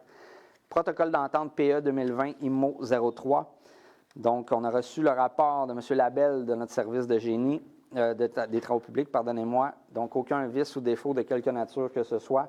Donc, il est proposé d'autoriser l'acceptation finale des travaux et de procéder à la fermeture du protocole d'entente PA 2020, IMO 03, relatif au développement des domiciliaires Quartier de la Rivière, phase 3 et 4. Est-ce que quelqu'un propose? Jessica Rabier-Beaulieu, je propose. Merci. 4.1. Autorisation d'entreprendre toutes les démarches requises afin d'acquérir de gré à gré ou par voie d'expropriation des immeubles destinés à des fins publiques, chemin de la Rivière-du-Nord. Donc, ça concerne l'intersection de l'église Rivière-du-Nord. Donc, il est proposé de mandater un arpenteur géomètre afin de procéder aux descriptions techniques requises afin d'acquérir les parties de l'eau ci-avant énumérées. Là, dans ce cas-ci, ça va être ci-après. De mandater un notaire afin d'effectuer la préparation de l'acte notarié et sa publication, d'autoriser le maire ou en son absence la mairesse suppléante et la directrice générale à signer tous les documents requis afin de procéder à l'acquisition des lots 6 339 684, le 686, le 688, le 679, ainsi qu'une partie des lots, c'est important de le dire, une partie, parce que ce n'est pas le même prix. C'est une partie des lots 6 639 681, une partie de 6 339 683, une partie de 6 339 685 et une partie de 6 339 687 du cadastre du Québec, circonscription foncière de Deux-Montagnes. Tous les frais inhérents à ces actes d'achat sont à la charge de la Ville dans le cas où la Ville devrait procéder par expropriation. Donc, il y a un préambule ici.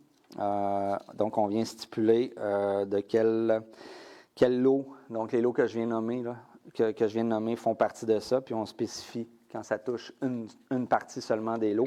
C'est ce que la description technique va venir faire. Vous voyez, on a un plan préalable. Donc, vous avez montée de l'église, donc l'intersection montée de l'église Rivière-du-Nord est ici. Donc, ça, c'est le chemin Rivière-du-Nord qui va vers Saint-Jérôme. Donc, ici, on a une expropriation à faire qui concerne cette section-là, dans ce cas-ci. Donc, c'est pour la création d'une piste cyclable entre la rue du Pérideau et l'intersection Rivière-du-Nord, montée de l'Église. Le ministère des Transports du Québec prévoit une piste cyclable sur de l'Église qui descend vers Mirabel. Donc, mais si on n'intervient pas, elle mourrait finalement à l'intersection Rivière-du-Nord, montée de l'Église. Étant donné que Rivière-du-Nord est notre compétence, ce qu'on dit depuis le début, tout ce qui concerne la création d'une piste cyclable est à la charge de la Ville. Puis la stratégie, c'est de venir attacher. Non, c'est bon, tu peux passer même à l'autre image, Karine, si tu veux. Donc, ça, c'est la poursuite. Puis là, ça nous amène jusqu'à la rue Pérideau. Donc, l'idée, finalement, c'est d'aller rattacher tout le quartier La Rochelle avec la possibilité de descendre de manière beaucoup plus sécuritaire vers Mirabel, puis d'accéder à cette zone de dynamisme commercial. Évidemment, ce qui vient avec cette intersection-là, ce sont des feux de circulation, donc ce qui est assez sécuritaire quand on vient traverser une intersection. Donc, c'est l'étape, je dirais, c'est une des dernières étapes qui nous concerne avant la réalisation des travaux. Ensuite, ça va vraiment être dans la cour beaucoup du ministère des Transports du Québec. Donc, vous voyez, ça, c'est la section piste cyclable et fossé, donc qui est expropriée. Est-ce que quelqu'un propose? Agla Scriven, je vais le proposer. Merci beaucoup. 6.1, autorisation de procéder à une demande de subvention dans le cadre du programme de prévention de la délinquance par les sports, les arts et la culture 2023-2026. Considérant l'opportunité d'obtenir une aide financière dans le cadre du programme de prévention de la délinquance par les sports, les arts et la culture 2023-2026, PPDSAC. Considérant qu'on a pris connaissance du guide du programme, il est proposé d'autoriser le directeur du service de développement social et des loisirs ou toute autre personne mandatée par ce dernier à présenter une demande de subvention dans le cadre du programme de prévention de la délinquance par les sports, les arts et la culture 2023-2026 du gouvernement du Québec, d'autoriser le directeur du service de développement social ou toute autre personne mandatée par ce dernier à signer tous les documents à cet effet. On a une recrudescence quand même assez importante du vandalisme dans les différents parcs de la ville de Saint-Colomban. Je pense que la responsabilité absolue de la ville, c'est de générer des activités pour s'assurer que nos adolescents ont autre chose à faire que du dommage. Ceci dit, ce n'est pas une garantie de succès, parce que des gens qui ont envie de briser, ça ne veut pas dire qu'on va aller les chercher dans ce qu'on va proposer. Mais je pense que c'est essentiel de nous occuper de manière plus convenable de nos adolescents pour les intéresser, à tout le moins, à des choses autres que le grabuge. Est-ce que quelqu'un propose? Sandra, merci, je le propose. Merci. 6.2. Octroi d'une aide financière dans le cadre du programme de remboursement pour inscription aux activités sportives des athlètes de 17 ans et moins pour l'année 2023. Donc, ça fait suite à la modification au règlement qu'on avait fait l'an passé. Donc, considérant que l'article 4 de la politique 8014 de soutien et aide financière tel qu'amendé prévoit un remboursement partiel des frais facturés pour des activités sportives à des enfants mineurs, je pense que je vais la répéter. On peut rembourser jusqu'à 50 des frais d'une inscription d'une activité jusqu'à 225 $. Donc, peu importe l'activité sportive qui est effectuée et qui correspond aux normes, là, mais c'est quand même assez ouvert. Puis qui ne fait pas l'objet d'une entente avec préalable. Donc, par exemple, le hockey, on est avec l'Association de hockey mineur Mirabel. C'est une entente particulière. On ne pourrait pas, en plus de payer un taux d'inscription favorable, avoir accès à un remboursement. Mais tout ce qui est gymnastique, plongeon, puis qui ne fait pas l'objet d'une entente particulière. Actuellement, on en a deux. On a le FC Boréal, puis on a l'Association de hockey mineur. Puis on a aussi le Cap RDN, pour lequel on paye pour avoir des rabais. Donc, outre ça, donc que ce soit des ski alpins, ski de fond, plongeon, comme j'ai dit tantôt, moi, j'invite vraiment la population à se prévaloir de cet avantage-là. C'est un maximum de 450 $ par année. Donc, ça peut faire l'objet d'un remboursement pour 2 activités. Donc, si l'été, un enfant joue à un sport X, puis l'hiver à un autre, donc ça peut être remboursé jusqu'à un maximum de 450 $ par enfant. Donc, cette année, ça a représenté un montant de remboursement de 24 408,29 $. Donc, c'est une aide quand même importante qu'on vient offrir. Puis c'est surtout une opportunité d'encourager l'exercice de sport. J'étais aujourd'hui à l'ouverture officielle de la patinoire des Canadiens de Montréal à la ville de Saint-Jérôme pour la Fondation Bleu, Blanc, Bouge. Oui, j'ai été informé. Je pensais que c'était Bleu, Blanc, Rouge, mais je pense qu'ils ont changé de nom.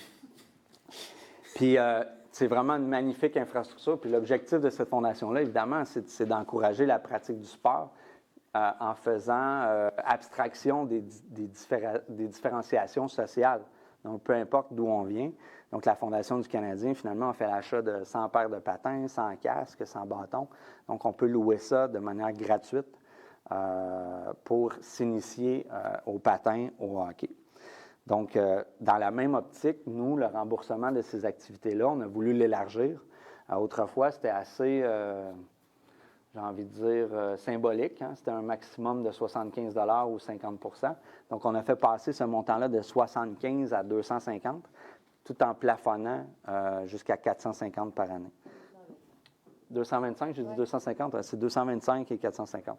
Je trouve qu'il n'est pas assez connu, ce programme-là, puis les gens devraient s'en prévaloir. Donc, on n'en parle jamais assez. Je prends le moment, puis je vous informe que l'an dernier, ça a représenté un montant de 24 420 $. Est-ce que quelqu'un propose? Étienne Aubin, je vais le proposer. Merci. Puis ça fait abstraction de la remise des bourses d'élite sportive aussi, qui est un toute autre aide financière. 6.3, reconnaissance à titre d'organisme partenaire.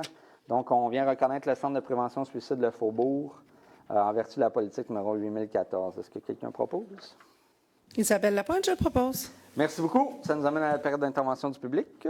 Donc, par respect pour les gens qui se sont déplacés, on va prendre des questions dans la salle. Ensuite, on va aller en ligne, évidemment. Donc, vous vous présentez au lutrin, votre nom, dans quel secteur vous habitez, on vous écoute. Et rue DG Bleu, secteur 1. J'ai 2 questions concernant des points qui ont été débattus aujourd'hui. Ouais. Premièrement, concernant la nouvelle école primaire, quelle était la logique derrière l'implantation sur la rue des Générations, qui est quand même relativement proche de l'école des Hauts-Bois? Oh, il y en a quand?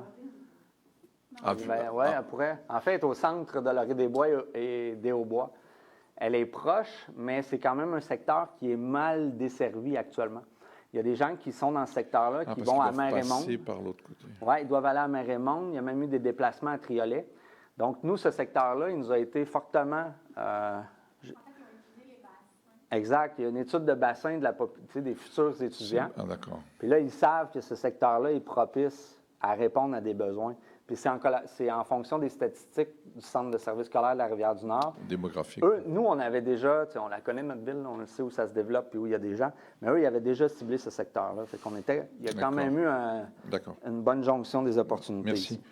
Puis la deuxième question, c'est concernant le règlement adopté plus tôt concernant Mme Raby-Beaulieu qui avait proposé cela, concernant la réduction des matières résiduelles, en fait, et puis des subventions ou des appuis aux différentes choses réutilisables. Est-ce que les couches sont incluses et quelle est... Voulez-vous répondre? Répondez. Ce programme-là existe déjà. Dans le fond, c'est une bonification. Là. Donc, c'est une modification de la politique de soutien financier. Au niveau des couches lavables, ça existe déjà à peu près sur le même modèle. Donc, 50 du coût d'achat est remboursé avec un maximum là, que je ne connais pas par cœur. Le montant est plus élevé. Le montant est plus élevé, effectivement. Là. $1 à vie, mais là, il faudra vérifier. De mémoire aussi, c'est autour d'un 250 $, puis c'est une fois par enfant à ce moment-là. Une fois par enfant par année? Pas par année, une fois par enfant. Une fois par Puis pour les avoir utilisés, je vous dis normalement avec un set, on fait je on rend l'enfant à la propreté. À l'aide alimentaire, il y a des personnes qui ont effectivement des très jeunes enfants et je ne pense pas qu'ils connaissent ce genre d'aide possible. C'est vraiment intéressant parce que non seulement ça a un effet environnemental vraiment important, mais en plus, c'est vraiment économique. Moi, j'avais convaincu le papa de mes enfants à l'époque avec l'argument économique. Moi, je le faisais pour l'environnement, lui pour l'économie, mais toutes les raisons sont bonnes. Toutes les raisons sont bonnes. Merci. Merci, M. Demé.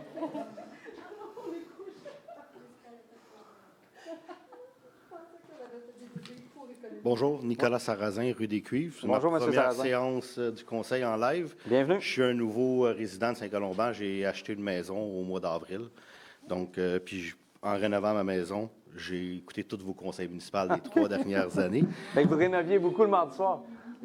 Non, mais je les ai écoutés sur YouTube les 3 dernières années, back-à-back, en faisant mes rénovations. Pour essayer de comprendre un peu la ville, voir la dynamique un peu, puis je vous trouve assez pépé, puis j'aime ce que vous faites. J'avais une couple de questions aussi, justement, par rapport à peut-être des choses que j'ai entendues dans des anciens conseils que je voulais peut-être rafraîchir, par rapport à Hockey Mirabel. Je sais que votre entente est renouvelable annuellement, mais il semble que je n'ai pas entendu depuis la fameuse séance du conseil municipal des updates par rapport à ça. L'année passée, c'est l'an 1. On est au cours de l'an 2. Est-ce que vous êtes dans les CA? Comment que ça se passe? Est-ce que ça se passe bien? Est-ce que l'entente est bonne? Est-ce que ça va dans la bonne track? Pensez-vous rester? Oui, c'est ça. Premièrement, l'entente se renouvelle automatiquement. OK. Deuxièmement, j'avais pris le rôle parce que je voulais m'assurer que l'intégration se fasse de la bonne façon. Puis bien honnêtement, là, j'avais un statut d'observateur. Je suis allé au premier CA.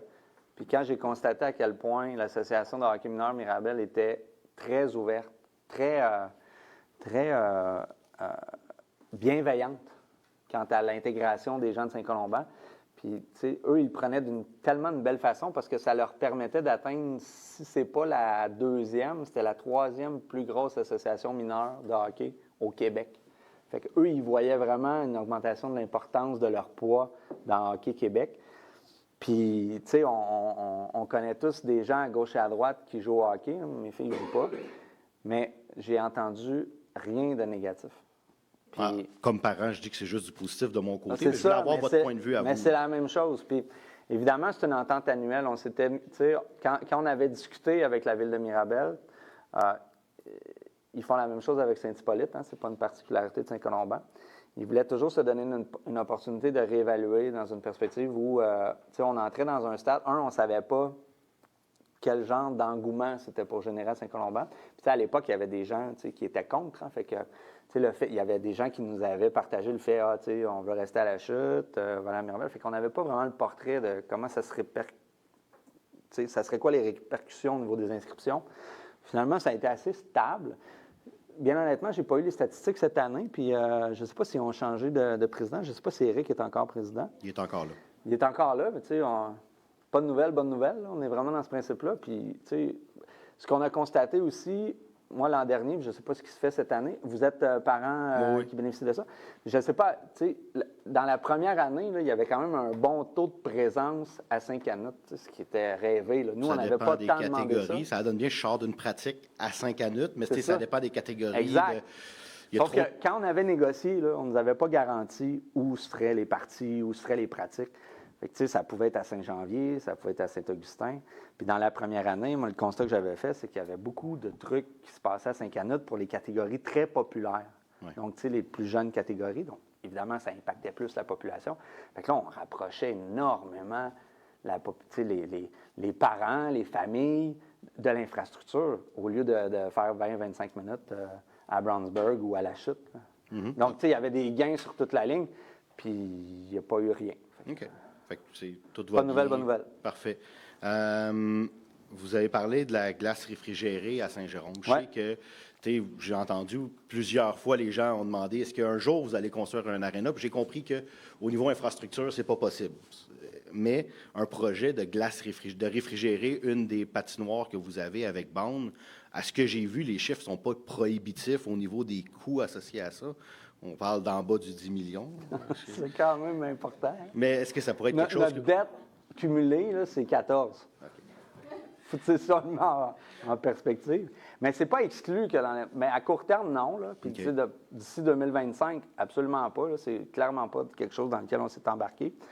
Ce que je peux vous dire, c'est qu'assurément, les changements climatiques vont amener un changement de perspective. T'sais, il n'est vraiment pas exclu qu'on diminue le nombre de patinoires extérieures parce que la période de pratique de glace diminue.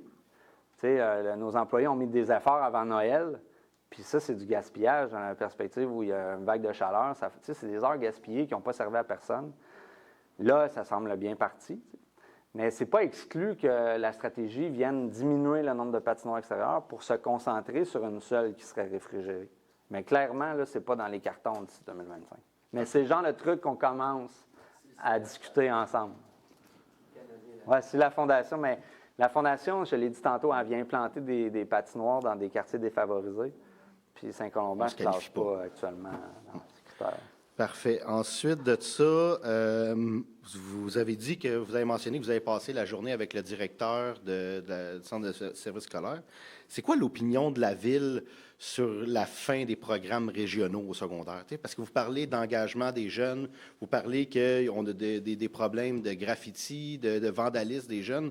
S'il y a bien quelque chose qui accroche les jeunes à l'école dans les âges névralgiques, là, 14, 15, 16, 17 ans, c'est des programmes sportifs ou culturels qui se passent dans les écoles, ça les accroche dans les écoles, ça fait qu'ils pratiquent le soir, ils ne sont pas dans le parc à générer des problématiques.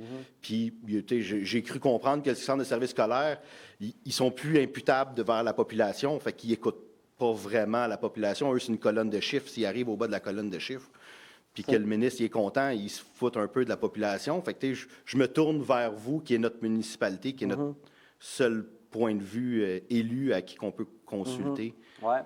Ben, tu sais, j'ai une enseignante qui est dans un programme sport-études, EPEI, mais au Centre de service scolaire de Seigneurie des Mille-Îles. Donc, elle n'est pas à Rivière-du-Nord. Christiane n'évite pas à jumper dans la réponse. Mais, tu sais, je dirais le territoire de Saint-Colomban, il est quand même chanceux concernant ça, parce que la moitié du territoire va à la polyvalente Saint-Jean. Ce qui n'est pas notre cas. Pardon? Ce qui n'est pas notre cas, mais bon. Vous n'êtes pas là? Non, c'est Frenette. Ah, OK, c'est ça. Parce que le sud, mettons, chemin Rivière-du-Nord, puis tout ça, va à la polyvalente. Je dis chanceux parce que la polyvalente, c'est l'école secondaire qui offre le plus, à mon avis, de programmes sport-études. Je ne sais pas au Québec, mais minimalement dans le centre de service scolaire. Avec la chance vient la malchance, parce que Frenette, c'est pas la mieux dotée en matière d'infrastructure sportive pour...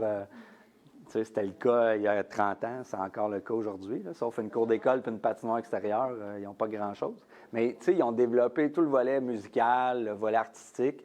Donc, ils ont décidé vraiment de prendre une autre option. Puis en même temps, je suis comme ambivalent. Je pense qu'ils ont atténué leur position avec le temps. Là. Je pense que c'est pas pire que quand ça avait été annoncé. C'est moins pire que quand ça avait été annoncé. C'est surtout au niveau du transport, où on est à Saint-Colomban, on n'est pas au centre-ville de Saint-Jérôme. J'habitais à Bellefeuille avant. Quand tu habites à Bellefeuille, aller déposer à l'école à droite ou à l'école à gauche. Mais partir de Saint-Colomban, d'avoir l'autobus ou de se taper 1 heure de route, c'est important à ce niveau-là. La différence, elle peut être... On s'inscrit ou on ne s'inscrit pas. Je parlais d'aide financière pour le remboursement des activités sportives tantôt. Tu sais, il y a un autre programme qui est notre programme de transport collectif, qui est pas assez connu, mais assez connu parce qu'il coûte cher. J'ai entendu votre budget. Mais tu sais, c'est intéressant parce que la loi sur le transport scolaire nous empêche d'offrir du transport collectif pour des gens primaires, secondaires, entre... je ne me rappelle pas des heures, mais mettons, je vais dire entre 7h30 et 16h. Ce qui est avant ça, il n'y a pas de limite. Nous, on a décidé comme conseil de ne pas imposer tant que ça une limite d'âge pour définir c'est quoi un étudiant. Après ça, c'est la liberté du parent de décider, OK, mon enfant, est-ce qu'il est assez grand pour embarquer dans un taxi pour se diriger, par exemple, dans les différents lieux où il y a des infrastructures sportives à Saint-Jérôme. Fait qu'il y a beaucoup de gens qui vont l'employer, qui vont utiliser ce service-là avant 7h30, mettons, pour que leur enfant accède à, que ce soit un terrain de football, un aréna, une piscine, le centre de gymnastique. Donc, tu sais, on vient pallier un peu ce manque-là, mais clairement, à l'intérieur des heures scolaires, on est vraiment attaché. Mais après ça, je ne sais pas à quel point ça se négocie avec le centre de service scolaire. Je sais qu'au secondaire... Les enfants rentrent au secondaire l'année prochaine. Au secondaire, ils sont un petit peu... Ce que j'en comprends, là, ma fille est rentrée au secondaire 1, sont un petit peu plus lousses en termes de contrôle de qui entre dans l'autobus puis qui sort de l'autobus. Au primaire, c'est sacré. Là. Mais au secondaire, ça me semble être un petit peu plus mollo. Je ne sais pas, Christiane, tu peux... En fait, la problématique des programmes régionaux vient avec les subventions ministérielles. Il faut que ça soit géré par le ministère puis que ça devienne un sport-études. Oui, si c'est un sport-études, il y a une obligation d'aller chercher le transport en commun. On parle de la super élite là, mais les compétitifs l'ont pas. Exactement. Ce qui est dans toutes les commissions scolaires. Sauf qu'il y a des commissions scolaires, excusez-moi, je me reprends, centres de services. Mais il y a des centres de services qui ont choisi de l'offrir puis de prendre sur eux le budget. Ouais. Clairement, des centres de services un peu plus riches que d'autres. Je comprends. Avant-dernière question, c'est un peu dans le même contexte. Je comprends que vous avez pris le leadership avec l'Association de hockey Mirabel de mener à bien le projet, parce que il y avait une entente avant, mais vous avez mené à bien ce projet-là. Je me demande si c'est pas un peu le rôle, puis corrigez-moi si je me trompe, de la Ville d'agir en leader. Vous parliez d'organisation d'activités, parce qu'à Saint-Colomban, on n'a aucun club sportif à proprement dit. si je regarde le bassin de population, on peut se comparer à des villes comme Boisbriand qui ont tous ces services-là. Est-ce que ça ne serait pas la job de la municipalité de faire affaire de leader? Parce qu'on le voit comme à Saint-Jérôme, le hockey, c'est géré pas mal par la ville. Pas tant, non? Pas tant, non, OK. Mais est-ce que la ville pourrait agir comme leader pour aider la création de ces organismes-là? Parce que je vois, on a un terrain de baseball. J'ai des amis qui sont à la chute, qui ont des enfants à la chute pour le baseball, puis ils ne savaient même pas qu'il y avait un terrain de baseball à Saint-Colomban. Puis théoriquement, on fait partie de l'association avec la chute. Fait que, est-ce qu'il va-tu être utilisé par les jeunes, le terrain de baseball aussi, dans ce contexte-là? Est-ce que... L'an passé, il a été utilisé pour des pratiques seulement parce que il devenait disponible tard dans l'année. OK. Puis ça demandait une planification quand même importante. Puis à cause de ça, on avait l'entente avec les Cardinaux de Laurentides. Puis cette entente-là les a amenés à avoir plusieurs matchs sur la route en début de saison parce que le terrain n'était pas prêt. Fait que quand le terrain est devenu praticable, bien là, ils ont vraiment enchaîné les matchs à domicile. Fait que ça rendait extrêmement difficile la disponibilité du terrain. Là, cette année, ça va être la première année où le terrain est disponible techniquement toute la saison, excluant les averses diluviennes et tout ça. Là. Mais pour répondre à votre question plus précisément, je pense que la ville peut être ça peut être un levier. Elle peut faciliter les rencontres. Elle peut faire des appels à tous. Mais historiquement... Je vois, vous l'avez fait pour le baseball sur votre site web. Vous dites, ouais, on est ouvert à quelqu'un qui pourrait organiser. C'est comme à la chute, c'est des bénévoles. À Saint-Jérôme, c'est des bénévoles. À Mirabel, c'est des bénévoles. Nous, on peut rendre disponibles des locaux. Le terrain, pour une association de baseball mineur, on ne chargera pas. Là. Mais pour des équipes privées, des ligues de balle molle, on le charge, le terrain. Donc ça, c'est un type d'aide. Donc, on peut être un levier, mais on part de loin en matière d'infrastructure. Hein. On n'avait pas grand-chose en termes de plateau sportif. Ceci dit, le FC Boréal, la ville fait beaucoup, puis on travaille en étroite collaboration avec le club de soccer qui réunit plusieurs villes dans les Laurentides. Puis ils font leurs événements ici parce qu'ils sont bien traités, à mon avis. Puis le cœur de l'implication bénévole au FC Boréal, c'est à Saint-Colomban. Donc, j'ai envie de dire les meilleurs bénévoles, je vais le dire. J'ai le droit, je peux faire de la politique. Les meilleurs bénévoles viennent de Saint-Colomban. Ceci dit, il faut développer la culture, puis c'est ça qui est compliqué. Il faut donner le go, vous avez raison. Mais en même temps, on a eu le réflexe de toujours tout demander à la ville. Parce qu'il y a eu un effritement. On n'a pas beaucoup d'organismes. On n'a pas de Club des Lions, on n'a pas de Club Richelieu, on n'a pas de... il y a tout ça, le Club Optimiste, il est sur respirateur artificiel. Moi, quand j'étais jeune, c'était beaucoup plus important, le Club Optimiste. Là, c'est pratiquement mort. Donc, on a une responsabilité, mais on ne veut pas tomber dans une relation de dépendance. On veut que nos organismes aient beaucoup d'autonomie. Puis on avait une discussion avant le caucus, avant le conseil tantôt. Justement, nous, là, on va être là pour encourager les gens qui s'organisent. Là, on va être là. Mais il faut que ça vienne vraiment de la base. Si on fait du top-down, ça ne marchera pas longtemps. Est-ce que je peux? Vas-y. Mon fils fait du baseball, donc je suis un peu au courant de ce que vous voulez dire. Mais il faut aussi que le terrain soit adapté aux jeunes. On ne peut pas utiliser tous les terrains pour tous les groupes d'âge. Surtout un terrain comme celui de Saint-Colomban. Mon fils a 11 ans, c'était pas un terrain qui était adapté pour les 11 ans et moins, tandis que celui à la chute, les 3 à la chute, sont adaptés pour les jeunes. Donc, il faut aussi mettre ça en perspective. Mais les tout petits, 4-5 ans, à l'ICAP, le samedi matin, pratiquaient à Saint-Colomban. Okay. Donc, oui, tranquillement, pas vite, selon l'adaptabilité du terrain, évidemment. Oui, puis, je pense que pour cette année, le terrain de Saint-Colomban va rentrer dans la banque de terrains disponibles pour l'association baseball La Chute. Okay. Donc, je pense que c'est une bonne façon de continuer. Donc, si vous avez des amis qui ne savaient pas qu'il y avait un terrain de baseball, bien là, ils vont l'apprendre. Fait que là, moi, j'espérerais que des parents de Saint-Colomban disent « Hey, on pourrait s'organiser une association, on n'aurait pas besoin de faire 20 minutes de voiture pour nos matchs locaux. » Ça, à peu près, on ne peut pas les forcer, les gens. Je vous remercie de votre patience parce que j'ai beaucoup de questions. J'ai une dernière qui revient peut-être à un conseil municipal il y a 2 ans. Quand vous avez entamé les travaux de Côte-Saint-Paul, vous aviez parlé d'élargir l'emprise. Ouais. Puis là, quand vous avez exécuté les travaux, on ne parlait plus d'élargir l'emprise. Qu'est-ce qui s'est passé entre les deux? Non, en fait, il n'y a rien qui s'est passé. C'est que repaver une route, ça a une durée de vie de 7-8 ans. Vous parliez du vieux chemin de charrette que vous vouliez aplatir aussi, puis je vois que ça n'a comme pas vraiment été fait Non, aussi. mais quand on constate là, qu'il y a une dégradation de la voie de circulation, vraiment de l'asphaltage, ce qu'on aurait fait cette année, là, pour nous, ça va durer 7-8 ans. OK. Fait puis on ne pensait pas, l'élargissement de Saint-Paul, ce n'est pas un projet qui se fait en un mois. OK. Parce qu'il y a une série de propriétaires à aller voir. C'est majeur, là. C'est un travail de moine. Il faut s'entendre avec chaque propriétaire qui a une c'est encore façade. dans les cartons, mais peut-être pour le prochain repavage. Non, exact. C'est la même chose qu'on fait sur Saint-Nicolas. Vous avez vu le deuxième règlement d'emprunt là, de Homer à la montagne. La route est tellement dégradée, ça nous emmerde. Là. On est obligé de dépenser un peu plus qu'un demi-million pour refaire le pavage. Idéalement, j'aurais aimé ça que le pavage se refasse dans la refonte de Saint-Nicolas, parce que ça aussi, c'est prévu d'ici 2-3 ans. Fait que là, on vient faire le minimum. C'est pour ça qu'on veut le faire subventionner. Parce que là, c'est pas, il y a des gros nids de poules, là, c'est dangereux. Là. Fait qu'on n'a pas le choix d'agir cette année. Mais idéalement, là, si on avait pu attendre 2-3 ans, là, on aurait économisé, mais on ne peut pas le faire. Parfait. Fait qu'on est tout le temps en train de jouer.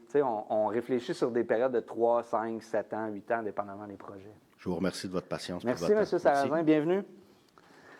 On s'en va en ligne? Madame Saint-Pierre-Desjardins, qui sera votre voix ce soir?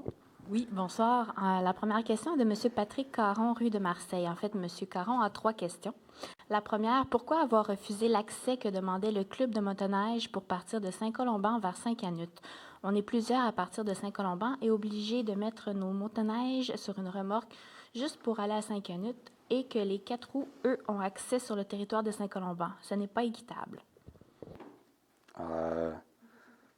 Oui, la première question. En fait, on en a discuté la semaine passée. On a des enjeux en termes d'accessibilité au niveau du pont Mackenzie. Donc, on ne veut pas... Auparavant, là, il y avait évidemment, le passage était sur glace quand la rivière gelait. Là, la demande, elle a été faite spécifiquement pour emprunter le pont Mackenzie.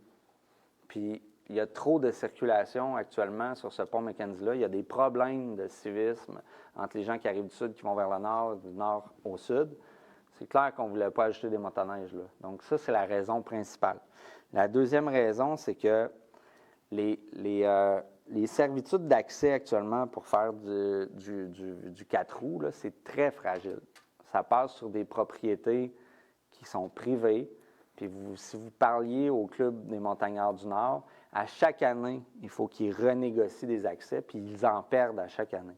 Donc, pour nous, ce n'était pas stratégique d'augmenter la circulation sur ces sentiers-là.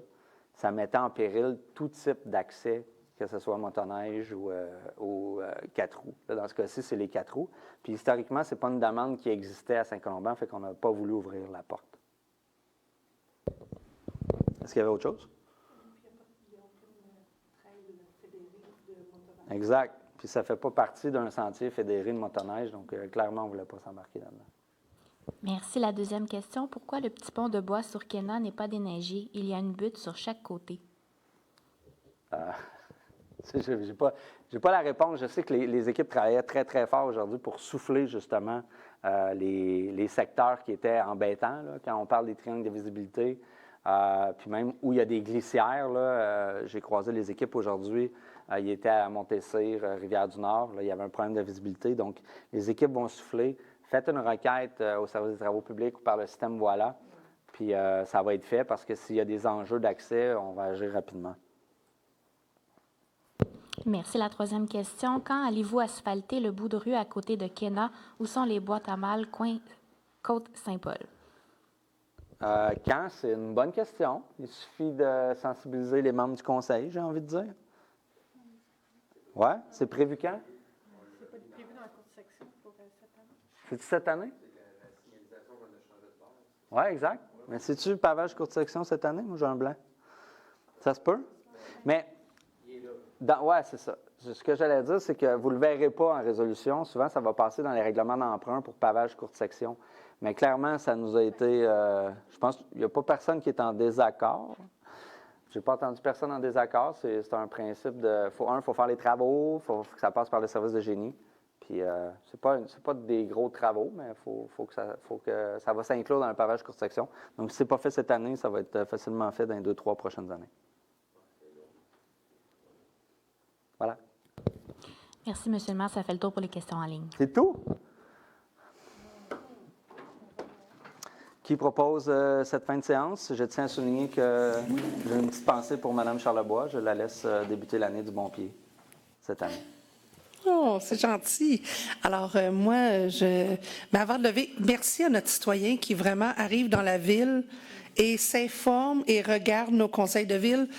On se disait, waouh, si tous nos citoyens arrivaient préparés comme ça, c'est extraordinaire. Bienvenue chez nous. Bienvenue chez vous. Déjà qu'on en est dans la salle, moi, je trouve ça le fun parce que c'est tranquille depuis un certain temps. Alors, je propose la levée de l'Assemblée. Merci, Mme Lapointe. Un bon retour à la maison. On se revoit pour le 13.